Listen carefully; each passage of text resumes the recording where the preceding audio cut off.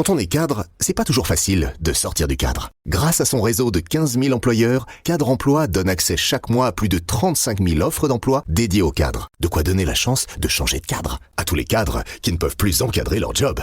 Ça fait beaucoup de cadres en une seule phrase. Devenez le cadre que vous voulez être sur cadreemploi.fr. Les podcasts du Figaro.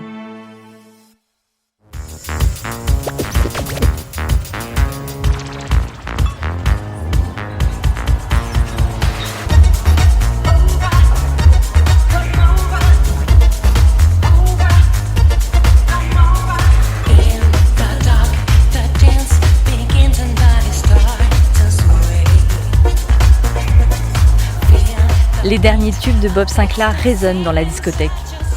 Au bar, on sirote un vodka pomme ou un whisky coca. Sur la piste, une jeune brune danse, se déhanche. Delphine.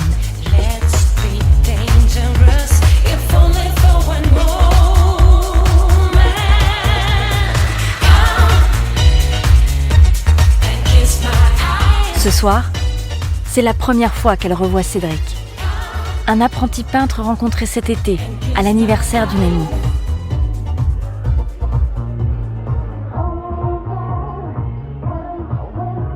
Cédric passe la soirée à fumer des joints et à se rapprocher d'elle et, juste avant le lever du soleil, ils s'embrassent.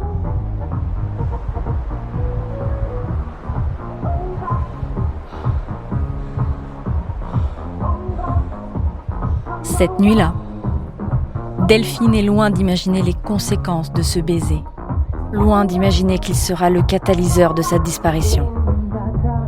Et que 15 ans plus tard, son visage sera placardé dans toute la région.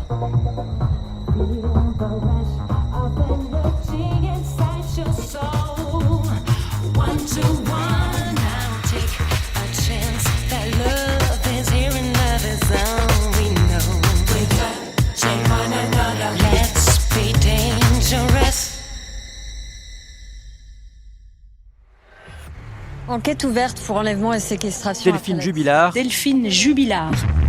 La gendarmerie du Tarn a lancé hier soir un appel à la mobilisation. Delphine Jubilard. Toujours aucune trace de l'infirmière de 33 ans. Demain, donc, une battue est organisée. Il y a des gens qui arrivent de partout, de Paris, de partout, ils viennent. Delphine Jubilard. Une disparition qui ne saurait être considérée comme volontaire. Delphine Jubilard. Qu'est-ce qui a pu t'arriver cette nuit-là ?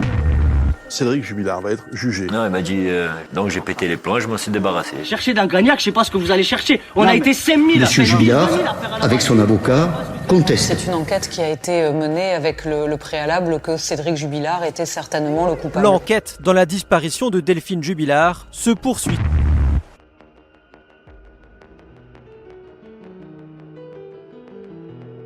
Dans la nuit du 15 au 16 décembre 2020, Delphine Jubilard disparaît. 4 ans plus tard, toute la France connaît son visage, mais son corps, lui, reste introuvable. Pas de corps, pas de témoins, pas de scène de crime. Épisode 1, aux origines d'une idylle maudite.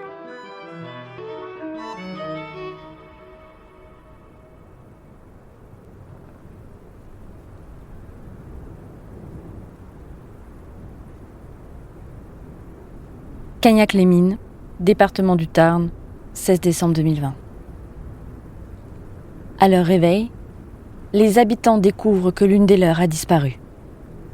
Une infirmière de 33 ans, maman de 2 enfants, Delphine Jubilard. Où cette mère de famille a-t-elle bien pu aller, en plein hiver, qui plus est en plein confinement ? Sa trace est perdue, à quelques mètres de la maison. Delphine Jubilard s'est volatilisée.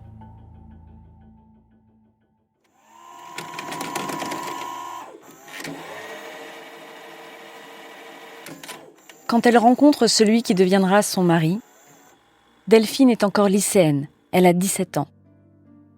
Cédric, apprenti peintre, a le même âge. Elle n'a pas l'habitude d'être courtisée, c'est une jeune fille très discrète, les garçons ne vont pas vers elle. Lui a plus d'expérience et a déjà eu quelques aventures, dont une avec une femme plus âgée. Alors, quand ce petit brun au collier de barbe et aux cheveux gominés murmure à Delphine des mots qu'elle n'a jamais entendus, l'apprentie infirmière est séduite. Ils flirtent ensemble quelque temps, puis officialisent leur relation. Le couple rencontre les familles de l'un et de l'autre, et les proches de Cédric adorent Delphine. Chez Delphine, Cédric et son look de mauvais garçon ne font pas l'unanimité. Mais qu'importe, 2 ans plus tard, le couple loue un petit appartement dans la banlieue nord d'Albi. Delphine travaille comme infirmière de nuit à la clinique Claude Bernard, et Cédric décroche un premier contrat en tant que peintre plaquiste. Il est infidèle, elle le sait, mais lui pardonne. Il déménage à nouveau et s'installe à Arthès. Ils n'ont qu'un objectif, devenir propriétaires. En octobre 2012, ils investissent dans un terrain de 600 mètres carrés à Cagnac-les-Mines. Une ville construite au début du XXe siècle, au gré de l'arrivée d'ouvriers étrangers à la recherche d'un travail dans les mines. Il y a une mairie, une poste, une boulangerie, un tabac, et c'est tout.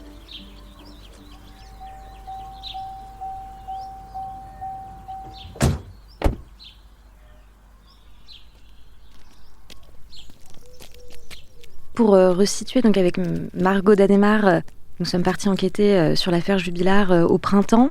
Esther Paolini, journaliste au Figaro. Cagnac-les-Mines, c'est à environ 1 heure de route de Toulouse et je me souviens bien de ce plateau sur les hauteurs d'Albi. C'est un village un peu dortoir, un village un peu désert finalement. La plupart des commerces sont fermés. On se souvient qu'il y avait encore un PMU, une boulangerie, mais finalement plus grand-chose sinon. On avait été aussi marqués par ce monument aux morts sur la place du village, avec beaucoup de noms d'immigrés polonais, ce qui dit beaucoup de l'histoire du village. Et puis, nous avions entendu des voix d'hommes derrière cette place. C'était en fait le boulodrome du village, alors qui était tenu par des retraités femmes, mais finalement, en plein après-midi, et que des hommes en train de jouer à la pétanque. C'était des hommes avec des casquettes vissées sur la tête, qui finalement ressemblaient beaucoup à Cédric Jubilard, et on s'est dit qu'on aurait pu le croiser ici. Et on se souvient de ce regard qui s'était posé sur nous, car eux avaient évidemment bien compris qu'on n'était pas du tout du coin. Leur terrain est entouré de maisons contemporaines avec jardin, piscine et trampoline. Avec Margot, nous garons notre voiture en haut de la rue Yves-Montand. Et là, on a face à nous une série de pavillons très bien entretenus, assez modernes, des parterres de fleurs soignés. Et en descendant un petit peu la rue, soudain, on tombe nez à nez avec cette maison qui, pour le coup, dénote dans le paysage. C'est une maison inachevée, donc on aperçoit la brique qui est encore visible. Le jardin est complètement laissé à l'abandon. Les jeux d'enfants sont encore sortis et prennent le soleil. Il y a le trampoline qui est un petit peu déchiré. Le jardin est recouvert de mauvaises herbes.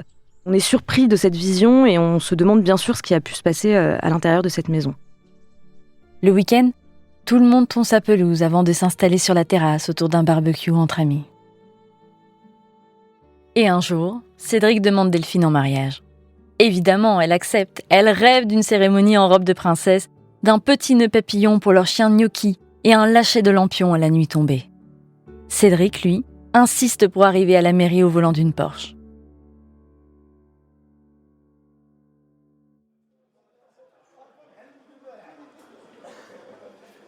« 22 juin 2013. Tersac, département du Tarn. Les futurs mariés font leur apparition en brouette. Tout le monde est hilar. Delphine a une robe bustier blanche qui met en valeur sa taille fine, un collier de perles et un fin bandeau vert dans les cheveux. Cédric a enfilé un 3 pièces couleur crème. À la sortie de la mairie, les invités les félicitent. Ils ont tous été triés sur le volet par le couple. Enfin, surtout par Cédric. Il a refusé que Mélanie, l'une des plus proches cousines de Delphine, soit sa témoin. Il ne s'entend pas avec elle. C'est un mariage en petit comité. Officiellement, à cause de quelques conflits et désaccords familiaux. Officieusement, pour économiser pour le voyage de noces. 15 000 € pour 9 jours aux Maldives et 3 à Dubaï. Quelques mois plus tard, Delphine tombe enceinte et accouche d'un petit garçon, Louis, en septembre 2014. Les premières années, la vie à Cagnac est paisible, entre balades avec les chiens au lac de Homps, matchs de rugby et parties de pêche entre père et fils. Louis devient le chouchou des voisines. Il jardine souvent avec l'une d'elles. Il la surnomme Mamie Olga. Delphine est très présente sur les réseaux sociaux. Dès qu'il y avait de la musique, Delph, c'est vraiment celle qui va se mettre à chanter, à danser, à être à l'aise de suite, à s'amuser. elle affiche une vie de famille heureuse et unie. Sur Snapchat, elle partage des recettes de cuisine, prépare des brunchs, hamburgers, tartes et se filme en train de faire la fête avec ses amis.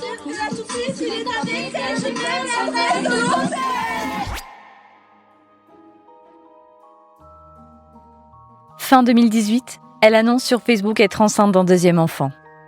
Les Jubillards sont comblés. Mais ce n'est qu'en surface. Ils restent hantés par leur enfance cabossée. Par un père alcoolique et absent pour Delphine, et par les placements répétés en foyer pour Cédric.